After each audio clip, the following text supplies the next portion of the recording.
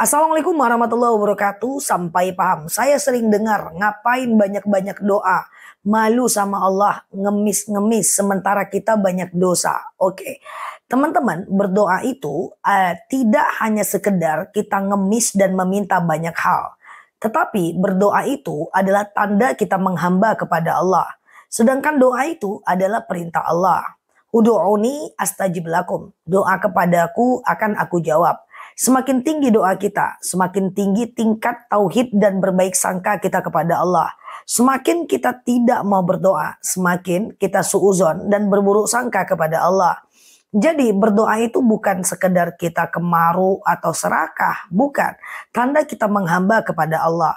Hal ini senada dengan istighfar yang dilakukan oleh baginda Nabi. Rasulullah itu ahli surga, tapi Rasulullah selalu melakukan istighfar. Lah bagaimana mungkin beliau istighfar sementara beliau tidak melakukan dosa, atau setiap dosa itu beliau langsung ditegur oleh Allah Azza wa Jalla. Tapi beliau tetap istighfar, tujuannya bukan sekedar memohon ampun atas salah, tapi tanda kita menghamba. So semakin semakin kita tidak mau berdoa, semakin sulit merubah takdir kita.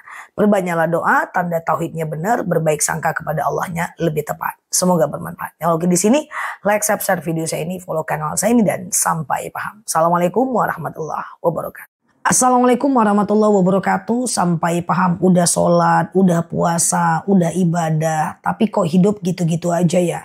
Masalah banyak, hutang banyak, orang yang zolim juga banyak. Padahal kita udah baik nih, udah taat sama Allah. Nah itu apa? Itu adalah ujian. Ujian itu Allah berikan kepada orang-orang yang taat. Semakin kita taat, semakin dekat sama Allah, semakin banyak ujian. Cuman bedanya, kalau ujian yang Allah berikan kepada kita, itu udah Allah takar sesuai dengan kemampuan kita. La yukallifullah nafsan illa usaha. Allah tak akan bebankan melainkan kita mampu untuk memikulnya. Nah tetapi kalau ada orang yang tidak sholat, tidak puasa, tapi rezekinya banyak, uangnya banyak, masalahnya nggak ada, itu istidroj. Apa bedanya dengan orang yang pertama? Kalau yang pertama dia taat, hidupnya ada masalah, itu ujian. Yang kedua tidak taat tapi nikmatnya banyak, itu istidroj. Istidroj itu adalah Allah berikan nikmat kepada orang yang maksiat.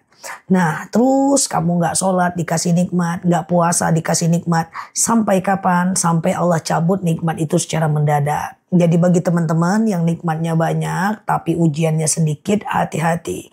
Jangan-jangan kita istidroj. Kita gak sholat, gak zakat, gak ibadah tapi nikmat banyak, hati-hati. Akan ada musibah yang datang belakangan. Sebelum musibah datang maka perbanyaklah ibadah. Ganti istidroj tadi dengan ujian.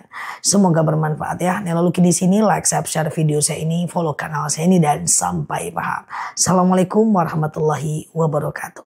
Assalamualaikum warahmatullahi wabarakatuh. Sampai paham. Ketika Siti Hajar menikah dengan Nabi Ibrahim, lama nggak punya anak. Akhirnya Nabi Ibrahim berdoa, Robbi habli minas salihin. Ya Allah, karuniakan kepadaku anak yang soleh. Lahirlah Nabi Ismail, anak yang soleh itu. Lalu kemudian dalam proses membesarkan Nabi Ismail, Siti Hajar lari-lari kecil dari bukit Sofa, Marwah, Sofa, Marwah, Sofa, Marwah. Dan kemudian karena atas kekuasaan Allah muncullah air Zam-Zam dari sekitaran Ka'bah.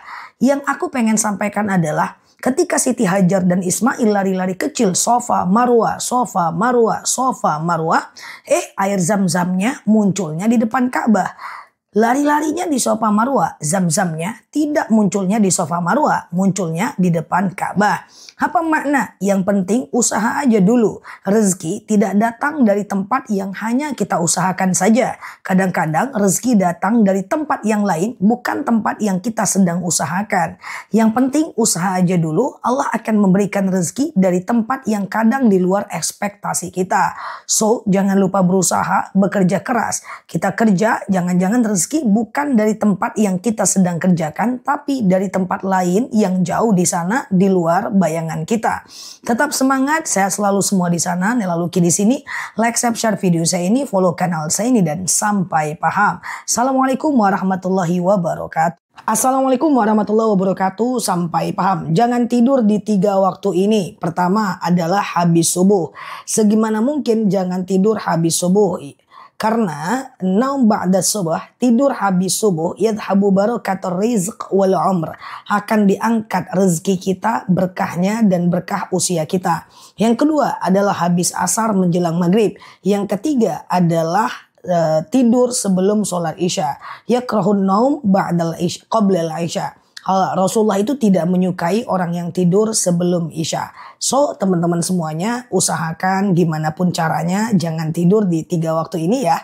Nah sehingga kita tidak kehilangan berkah usia, berkah rezeki dan tidak disukai oleh Nabi Muhammad Sallallahu Alaihi Wasallam. Tetap semangat di sana. Yang baru mampir boleh follow kanal ini, like, subscribe video saya ini, dan semangat belajar di akun ini. Ikuti live ceramah dan tanya jawabnya aku, dan semoga betah belajar di akun ini. Assalamualaikum warahmatullahi wabarakatuh.